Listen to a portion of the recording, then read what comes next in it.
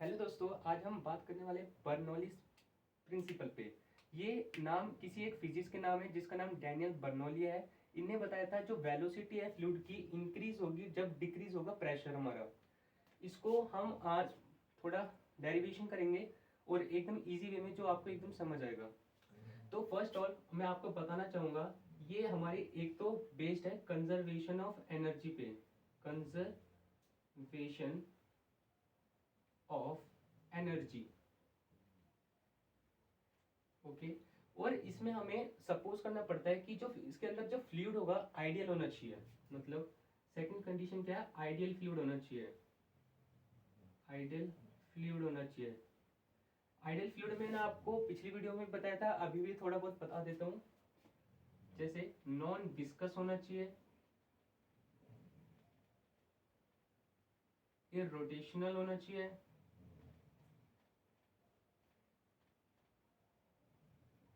Incompressible होना चाहिए,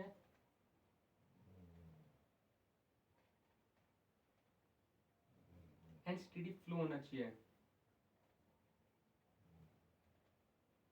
तो इन्हीं को मानते हुए अब हम डेरिवेशन करेंगे। ओके।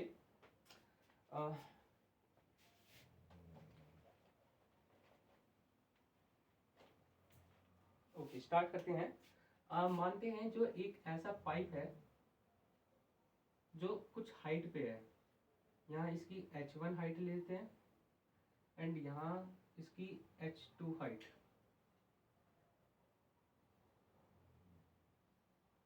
पॉइंट ए पे एंड पॉइंट बी पे। अब मानते हैं पॉइंट ए पे इसका क्रॉस सेक्शनल एरिया A1 है, A1 पॉइंट ए पे, एंड पॉइंट बी पे इसका area of cross section A2 है। अब ए पॉइंट से जो फ्लूइड एंटर करेगा इसकी वेलोसिटी मानते हैं v1 है, एंड जो A2 से बी पॉइंट से जो फ्लूइड एग्जिट करेगा इसकी वेलोसिटी मानते हैं v2 है। ओके। अब देखते हैं एक चीज और, यहाँ पे मानते हैं P1 प्रेशर, यहाँ पे P2 प्रेशर, और जो प्रेशर लगेगा इस डायरेक्शन में लगेगा ए पे एंड बी पे इस डायरेक्शन में लगेगा, बिकॉज जो फ्लूइड है यहाँ पे जो पीछे वाला फ्लूइड होगा इसको आगे की ओर धक्का दे रहा होगा, जो प्रेशर जो होगा आगे की ओर लगेगा। एंड यहाँ पे P2 अपोजिट डायरेक्शन इसलिए लग रहा है, जो फ्लूइड ऊपर जा रहा है ना ये इसको रोकेगा आने से, बट जाएगा आगे बट इसे रोकेगा, इसलिए प्रेशर यहाँ पे P2 इस साइड लग रहा है। ओके, समझ गए इतना। और अब इन डेल्टा टाइम में हम सपोज करते हैं, in delta time the fluid, delta time fluid move some distance,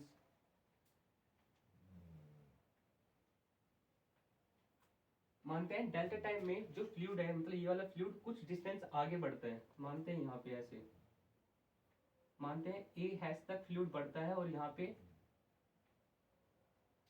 B hash तक बढ़ता है। ओके। तो अब हमें देखना है इन डेल्टा टाइम में इस फ्लूइड ने कितना डिस्टेंस कवर करा, हमें ये डिस्टेंस निकालना है। तो आपको पता होगा एक फॉर्मूला, छोटी क्लास में भी पढ़ा होगा, speed equals to distance upon time, जिससे हम डिस्टेंस यहां से निकाल सकते हैं, distance equals to speed into time. ठीक, तो पॉइंट ए पे निकालते हैं कितना डिस्टेंस कवर किया है इन डेल्टा टाइम में।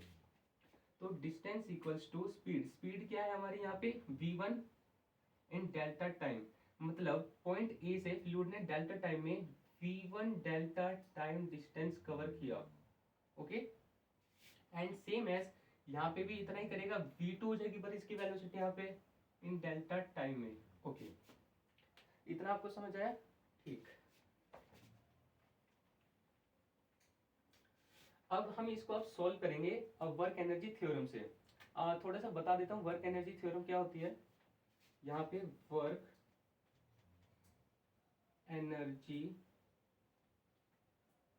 थ्योरम, वर्क एनर्जी थ्योरम कहती है जो भी वर्क डन होगा by all the forces, that means जितना भी फ्लूइड पे वर्क डन हो रहा होगा, जितना भी हो रहा होगा, मतलब work done by all the forces equals to change in kinetic energy. मतलब जो फ्लूइड पे जितना भी वर्क डन हो रहा है, आप देख रहे होगे किस किस फोर्स से होगा।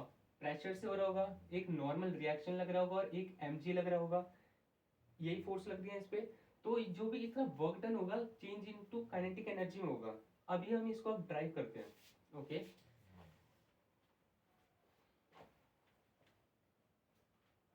हाँ, तो हम पहले ड्राइव करते हैं work done by pressure. Work pressure का निकालेंगे। Pressure work done by A, मतलब यहाँ वाला वर्क डन एंड बी वाला plus work done by B.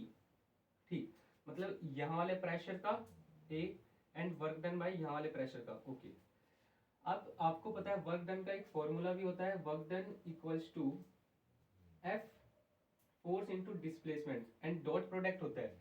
And जब ये डॉट प्रोडक्ट रिमूव होता है तो एफ एस कॉस थीटा आता है।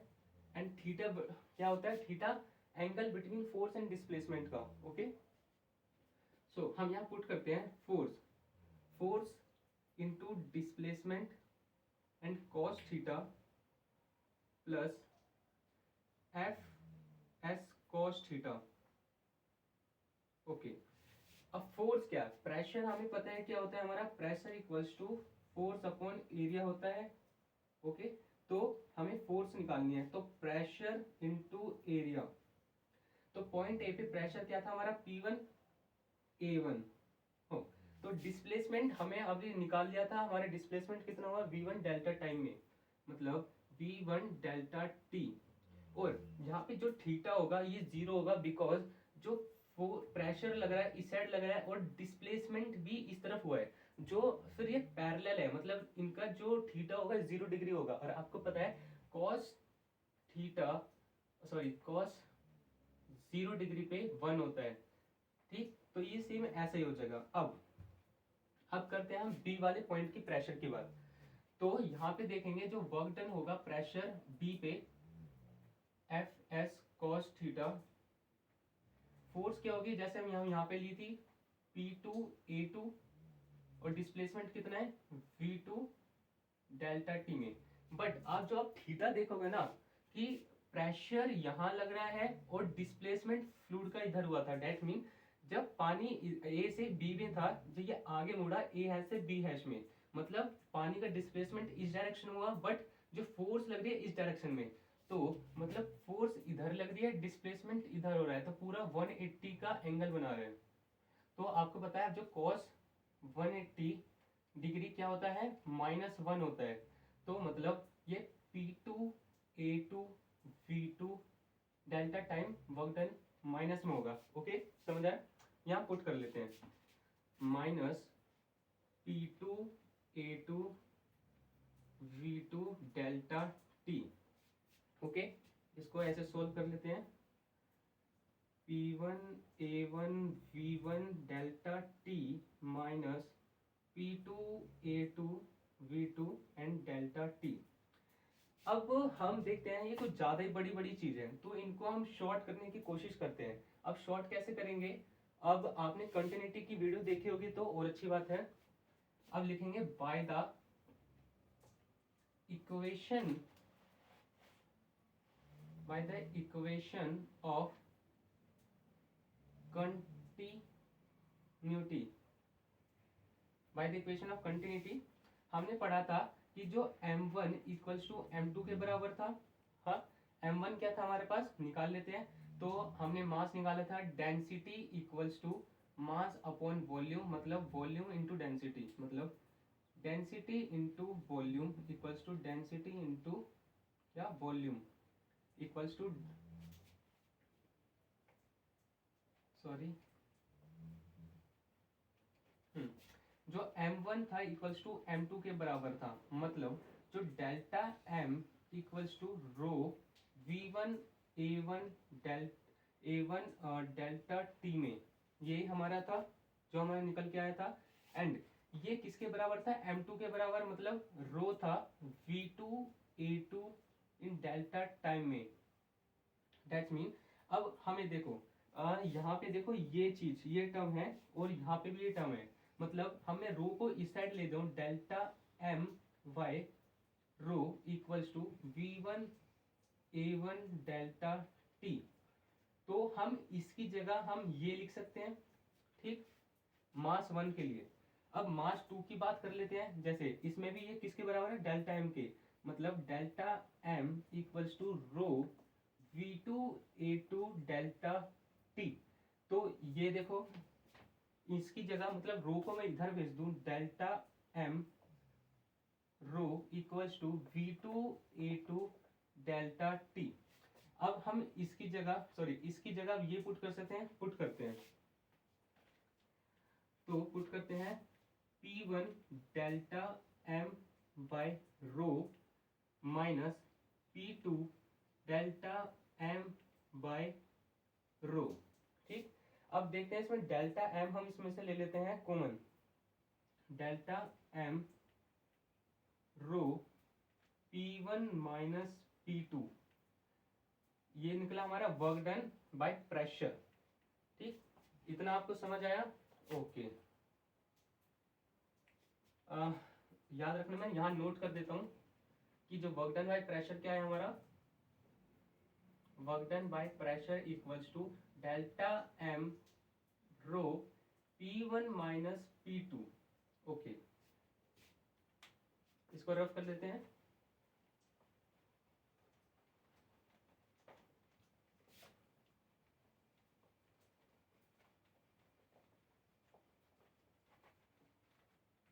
हाँ, अब हम बात करेंगे वर्क डन बाय ग्रेविटी। इसमें बिकॉज इसमें ग्रेविटी वर्क डन कर रही है, mg लगा रही है। ठीक, तो अब हम बात करेंगे यहाँ लिख लेते, नहीं यहाँ लिख लेते हैं, वर्क डन बाय ग्रेविटी। तो आपको पता होना चाहिए कि जो ग्रेविटी एक कंजर्वेटिव फोर्स है। ग्रेविटी क्या है, एक कंजर्वेटिव फोर्स है। ठीक, फोर्स है। और आपको ये बताना, कंजर्वेटिव फोर्स क्या होती है। कंजर्वेटिव वो फोर्स होती है जो अपने इनिशियल और फाइनल पे डिपेंड रहती है, पाथ में इनका कोई मतलब नहीं होता। तो हमें पता है जो एक वर्क डन होता है, work done by change in potential energy equals to minus work done of conservative force. पूरा नहीं लिख रहा, आधा लिख रहा हूँ, कंजर्वेटिव फोर्स। तो minus work done of conservative force, मतलब कंजर्वेटिव के लिए है। कंजर्वेटिव हमारी तो ग्रेविटेशनल, हमने अभी अभी बताया कि कंजर्वेटिव है। तो अब हम यहां से निकालेंगे delta U equals to minus work done by gravity. Minus U बोले तो चेंज इन पोटेंशियल एनर्जी, मतलब final potential energy minus initial potential energy equals to minus work done of gravity. Okay, ठीक, अब इसे इक्वेशन करते हैं। Okay, तो हमारा क्या था, work done by minus equals to change in potential energy था, जिसमें से potential energy final minus initial. ठीक, वर्क डन माइनस का। तो आप देखोगे जो पोटेंशियल एनर्जी जो फाइनल किया है, फाइनल मैंने बताया था जो फ्लूइड मूव करा, मतलब पहले इनिशियल तो ए और बी पे था। जब इसने मतलब यहाँ से जो फ्लूइड था ये था इसका इनिशियल, जब ये थोड़ा सा डेल्टा टाइम में इतना मूव करा तो ये यहाँ तक मुड़ गया ए हैश से बी हैश में, मतलब ये फाइनल पोटेंशियल एनर्जी। तो हम लिखते हैं U A hash and B hash, okay, minus initial potential energy क्या है, ए से बी, ए और बी। ओके, इतना समझ आया? अब देखेंगे जो ए हैश बी हैश में क्या है, ए हैश और बी हैश में तो आ रहे हैं, ऐसे लिख सकते हैं इसको कि potential energy of A hash B plus potential energy of B और बी हैश। दैट्स मीन पहले इसको प्लस करा, फिर इसको और इसको प्लस करा। बात तो एक ही है ना कि जैसे A hash B hash equals to A hash plus B, sorry plus A hash B plus B hash, एक ही बात है। तो हमने इसको ऐसे टुकड़ों में तोड़ दिया, ये पोटेंशियल एनर्जी है, कुछ और नहीं है। ठीक, अब माइनस ए बी को भी सेम ऐसे ही तोड़ेंगे हम, ए और बी को, ए हैश मतलब potential energy of A hash and A hash B plus potential energy of A hash B. Okay, अब करते हैं इसे, U A hash B plus potential energy of B B hash minus U A hash minus U A hash and B hash. अब आप देख रहे हो ये टर्म प्लस ये term minus cancel out. Okay, तो हमारे पास क्या बचा कि potential energy of B hash minus U and A hash. तो आपको पोटेंशियल एनर्जी का तो फॉर्मूला पता ही होगा, जो पोटेंशियल एनर्जी कितनी होती है mgh। पोटेंशियल एनर्जी का फॉर्मूला mgh होता है। सो यहाँ से मिटा देता हूँ ये। हाँ, तो आप देखोगे बी और बी हैश पे हाइट कितनी है h2, मतलब इसको ऐसे लिख लो delta M G H two minus A hash पे कितनी हाइट है, ए से ए हैश में h1, मतलब delta M G h1। Okay, and यहाँ पे वर्क डन माइनस में था इक्वल्स टू, जैसे मैंने आपको बताया था, मतलब work done by negative equals to change in potential energy. Okay, so अब ये वाला माइनस मैं इधर भेज दूं, यहाँ कर देता हूँ, work done equals to minus delta M G H two minus delta M G h one, sorry h1। Okay, तो work done by gravity equals to delta M G h one minus delta M G H two. अब मैं यहाँ पे समझा देता हूँ, मैंने h1 कैसे ले लिया कि इसको माइनस से मल्टीप्लाई करा तो हमारा आएगा माइनस एम जी एच टू। हाँ, और इसको इससे करेंगे प्लस, तो मैंने प्लस वाला आगे लिख लिया और माइनस वाला पीछे लिख लिया। कंफ्यूजन तो नहीं है ना? ओके, तो हम इसको भी ऐसे लिख सकते हैं डेल्टा एम जी एच, मतलब दोनों इसमें से कॉमन मिल रहा है। ठीक, क्या हुआ फिर h1 माइनस h2। ओके, इतना आपको समझ आया? ओके, मतलब हमने वर्क डन बाय ग्रेविटी भी निकाल लिया, इसको भी एक साइड लिख लेते हैं हम।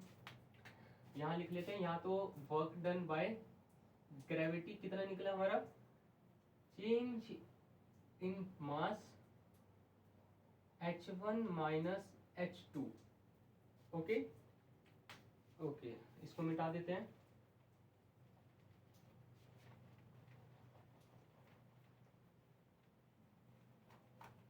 अब एक फोर्स और बच गई जो है नॉर्मल, जो आप देखोगे नॉर्मल ऐसे जाएगी और वर्क डन, सॉरी डिस्प्लेसमेंट ऐसे हो रहा है, तो आप देखोगे जो ये 90 का एंगल बना रहा है, आपने निकाल के देता हूँ, work done by normal equals to F S cos theta. जो फोर्स लग रही है नॉर्मल, डिस्प्लेसमेंट कुछ भी मान लेते हैं एस, जो कॉस थीटा है ये 90 है। जैसे नॉर्मल ऐसे लगेगी और डिस्प्लेसमेंट इस तरफ होगा, तो 90 का एंगल बना रहे हैं। और आपको पता होगा 90 पे जीरो होता है, मतलब ये पूरी टर्म जीरो हो जाएगी, मतलब नॉर्मल से कोई वर्क डन हुआ ही नहीं है, तो इसको हम कंसिडर नहीं करेंगे। ओके ओके, मतलब हमने सारे वर्क डन निकाल लिए। अब हमें निकालनी है चेंज इन काइनेटिक एनर्जी। यहाँ पे लिख देता हूँ मैं कि work done equals to change in kinetic energy था। वर्क डन हमने निकाला, क्या निकाला, delta M rho P1 minus P2 plus delta M G H1 minus H2 किसके इक्वल होगा, kinetic energy of final minus kinetic energy of initial. इसके अब हम काइनेटिक फाइनल और इनिशियल निकाल लेते हैं। तो आप देखोगे जो फाइनल काइनेटिक एनर्जी, जैसे चेंज इन पोटेंशियल में हमने निकाला था फाइनल पोटेंशियल एनर्जी, मतलब ए हैश से बी हैश, ये चेंज मतलब फाइनल काइनेटिक एनर्जी होगी, मतलब इसमें मोशन में कर है, तो ए हैश से बी हैश में मोशन में थी ये। ओके, एंड इनिशियल ए और बी, मतलब जिसमें फ्लूइड था, इस डेल्टा टाइम में आगे मूव कर रहा था। ओके, जो डेल्टा एफ चेंज, यहाँ पे यहाँ सॉल्व कर देता हूँ, change in F final minus initial. Okay, तो फाइनल मतलब के ए हैश बी हैश माइनस के ए और बी। ओके, जैसे मैंने पोटेंशियल एनर्जी में लिखा था ऐसे अभी यहाँ लिख रहा हूँ। तो के ए हैश बी हैश में, ए हैश बी हैश में क्या आ रहा है, ए हैश बी प्लस के सॉरी बी से B hash minus A B में देख लेते हैं, ए बी में के ए से ए हैश प्लस के ए हैश और बी, ओके, के ए हैश बी प्लस के बी हैश माइनस के ए हैश माइनस के ए हैश बी। अब देख रहे हो यहाँ नेगेटिव टर्म, यहाँ प्लस वाली सेम टर्म कट गया, तो यहाँ पे भी क्या आया, बी और बी हैश, ए और ए हैश काइनेटिक एनर्जी का। तो ए हैश मतलब काइनेटिक एनर्जी की होती है half M delta M, sorry इसलिए हमें पता नहीं है ना कितना मास है, तो हम लेते हैं डेल्टा एम। और बी हैश में यहाँ पे इसकी वेलोसिटी क्या है वाटर की, v2 स्क्वायर, इसलिए हाफ एम वी स्क्वायर होता है, इसलिए v2 स्क्वायर, ठीक, माइनस हाफ एम, इनिशियल में इसकी वेलोसिटी क्या थी, यहाँ पे 1 लिख लेता हूँ इसके लिए इनिशियल, ठीक, इतना आपको समझ आया। अब मैं पूरी चीज साथ साथ लिख देता हूँ, ये सब मिटा के एक साथ, ओके।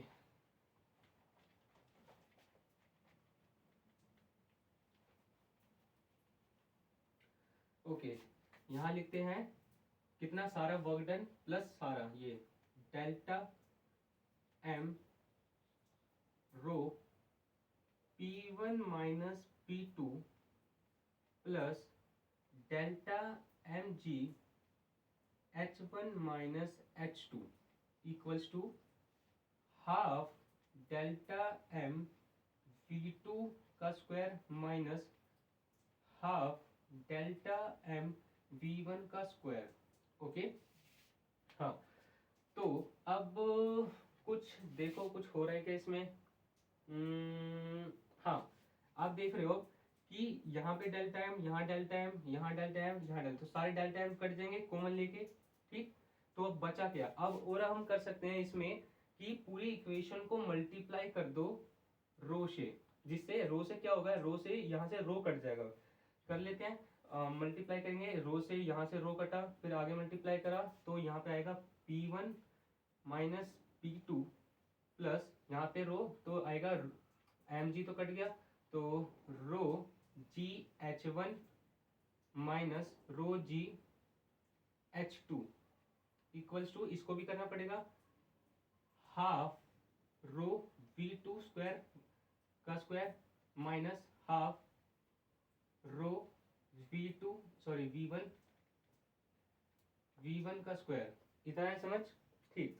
अब जितने भी 2 वाले टर्म है अपनी साइड ले आओ, और सॉरी 1 वाले टर्म अपनी साइड ले आओ और 2 वाले इस साइड भेज दो, तो P1 ये वाला और ये वाला इस साइड आ जाएंगे, P1 प्लस रो जी H1 प्लस ये वाला इस साइड आया प्लस में हो गया हाफ रो V1 का स्क्वायर इक्वल्स टू, ये इधर गया P2, ये भी इस साइड गया प्लस में हो जाएगा रो जी H2 एंड यहाँ पे ये पहले से ही है plus half rho V2 square. So ये इक्वेशन जो भी डेरिवेशन थी पूरी हुई।